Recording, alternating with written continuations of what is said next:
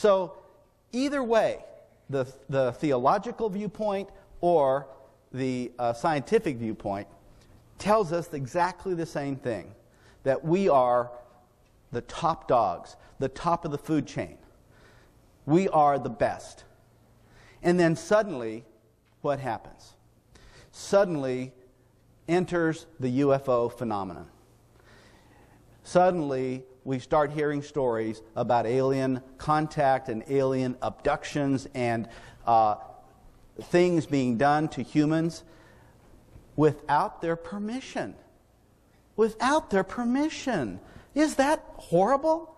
I mean, that is absolutely evil. If you do something to a human without permission, that's evil. But if humans do things to other species without permission, it's okay. Right? Look, let's say that there's an endangered species. What a thought. What a concept. Let's say it's the American bald eagle. And our scientists, because they are really good guys, they really want to do something great for the world and for posterity. They want to save the American bald eagle. So what do? They go out and they capture some of these. They shoot them with darts or whatever. They put them in a bag. They bring them back to the laboratory. They put them on an operating table. They extract ova and sperm. They mix it up. They make the babies in the laboratory. And then after they've gotten a lot of these, they take them back out to the wild, let them fly away.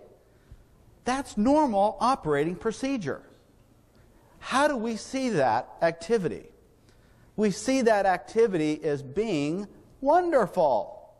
We see it as being a great thing. We honor people like that in our society. But if you were the bald eagle that got captured and put into a cage and taken into a laboratory, and if you could think, if you were aware, your thoughts might be quite different. So what we're talking about here is how quick the human race is to judge others, and how slow the human race is to judge itself.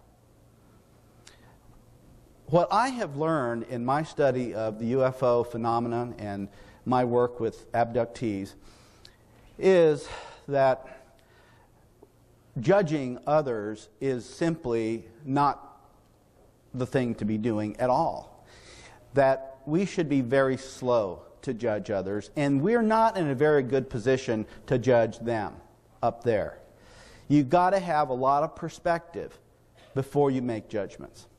And I finally reached the conclusion that judging anyone is wrong. Judging anyone is wrong. That's tough to do. That's very tough to do, because we go around in our egocentric little lives and we judge others constantly. Today we're going to talk about judging these beings that come down from the skies and do all these what appear to be evil things to the human species. Comes from beings of a much higher order that exist in the universe. And when we learn about those beings, we learn that they exist, and we learn that they're coming down and they're interacting with us, and they're not doing it the way we like them to do it. That pisses us off. It really does. Well, why don't they land on the White House lawn? How many times have you heard that one? God, I get sick of that, don't you? Well, why don't they land on the White House lawn? Duh. You know? That's not what they do. It's just not what they do. Why can't they just sit down and have a beer with us? You know? So that we can just chat a little bit. You know? That's not what they do. We are so frustrated because they don't behave in the ways we would like to see them behave. We want them to be like us.